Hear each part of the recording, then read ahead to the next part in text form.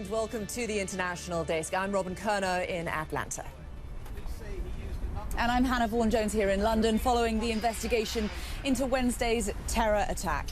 And we'll have much more from Hannah on the London attack in just a few moments. It's just gone 2 o'clock local time in the afternoon. It was this hour, of course, 2 days ago when this terror atrocity first occurred, when Khalid Masood drove an SUV vehicle over Westminster Bridge, not too far from where I'm standing now, and then went on to murder a police officer as well. Londoners are uniting against terror and honouring, of course, the victims of that Westminster attack. Just a short time ago, just a couple of hours ago, the London Mayor Sadiq Khan and one of his deputies brought flowers to New Scotland Yard in remembrance of the police officer Keith Palmer, 48-year-old husband and father with 15 years service in the Metropolitan Police, who was stabbed to death by Khalid Masood on Wednesday afternoon. Police are trying to figure out how the 52-year-old attacker became radicalised in the first place. Britain's most senior counter-terrorism officer says the investigation is moving at a rapid pace. Well, Nick Payton-Walsh joins me now from Westminster Bridge with the very latest from there. Nick. Absolutely, and as you said, 2 significant arrests overnight, according to police officials. Significant, not normally a word they use lightly. We have a total of 9 people who've been arrested, 8 still in custody, 1 released on bail at this point. Nick Payton-Walsh there on Westminster Bridge with the latest on the victims of this terror attack. And let's get the latest now on the police investigation, which is continuing at some pace. Issa Suarez now joins me live from New Scotland Yard. Issa, we had an update from the police this morning. What's the very latest? Hi, Hannah. They're focusing quite intently now on how exactly Khalid Masood was radicalised.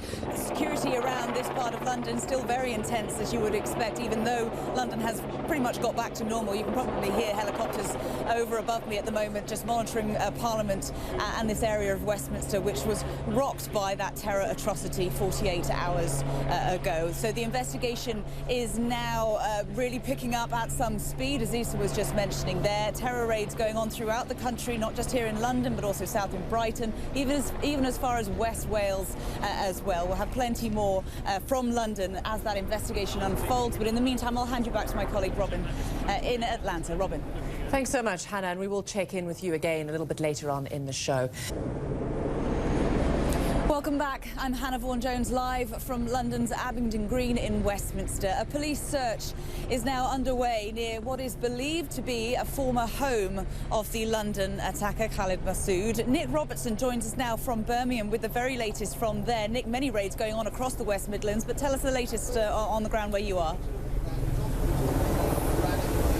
Absolutely. Well, the police say, or this morning they said they had 16 different searches that have been started. Most of those appear to have been concluded. Lone wolf or part of a wider terrorist cell? How important will it be for the investigators to get to the bottom of that and chase up any leads? This is certainly one of the most important unknowns in this incident to date. How did he become radicalized? What was the potential trigger for this, and was he related to anyone else here in the UK? Well, that is the latest from London. It is around about the same time that just 2 days ago this terror atrocity first occurred. It happened on Westminster Bridge, which is just a couple of hundred metres from where I'm standing. You can see Parliament bathed in the sunshine here this spring Friday.